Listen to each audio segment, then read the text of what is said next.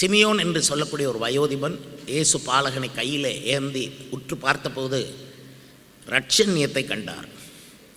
இதே போல கிழக்கேயிலிருந்து அறிவுள்ளவர்கள், ஞானிகள், அவர்கள் தங்கள் அறிவினாலே ஆராய்ச்சி பண்ணி உண்மை தெய்வம் யார் என்று கண்டுபிடித்து பயணப்பட்டு வந்தார்கள். இன்றைக்கு நம்ம நாட்டிலையும் அநேக நாடுகளிலும் அறிவுக்கு குறைவில்லை. ஆனால் அந்த அறிவை, உண்மை தெய்வத்தை கண்டுபிடிக்க யாரும் பயன்படுத்துவதில்லை.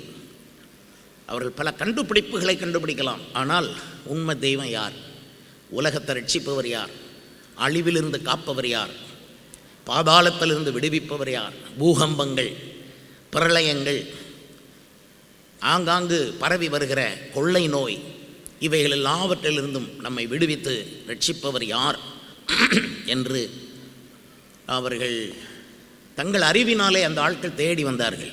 சாஸ்திரிகள் வந்தார்கள். வந்து இயேசு பாலகனை கண்டார்கள், பணிந்து கொண்டார்கள்.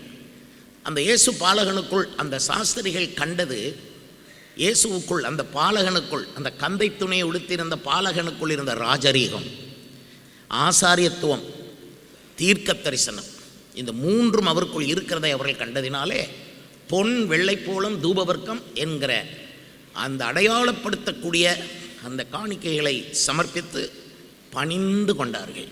இயேசுவை அவருக்குள்ளே ராஜா என்ற நிலைமையிலே ராஜரீகத்தை பார்த்தார்கள். எத்தனையோ ஆசாரியர்கள், குருமார்கள் பல பூஜைகளை பண்ணினார்கள், பலிகளை செலுத்தினார்கள், ஒன்றும் சரி வரவில்லை. இதனால் தான் இயேசுவை பிரதான ஆசாரியனாக இவர்கள் கண்டார்கள். அவர்களுக்கு முன்பாக தூபவர்க்கங்களையும் செலுத்தினார்கள். கர்த்தருக்கு ஸ்தோத்திரம். அருமையானவர்களே, அநேக பல தீர்க்கதரிசிகள் வந்தார்கள். அத்தனை பேரும், அத்தனை தீர்க்கதரிசிகளும் கொஞ்சம் கொஞ்சம் தான் நாட்டுக்கு உதவி செய்தார்கள்.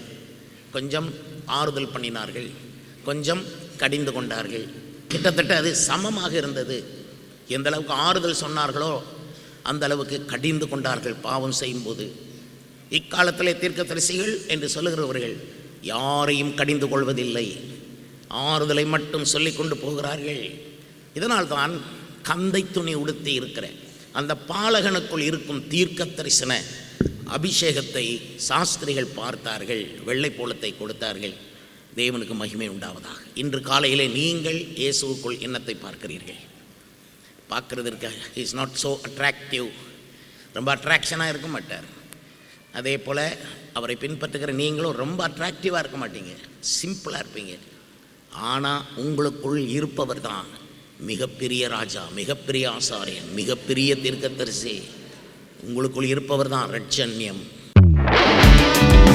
புதியின் கோட்டை ஆலயம் புதிய பேருந்து நிலையம் அருகில், திருநெல்வேலி 620007 தமிழ்நாடு, தென்னிந்தியா. இணையதள முகவரி www.fortopriceministries.org.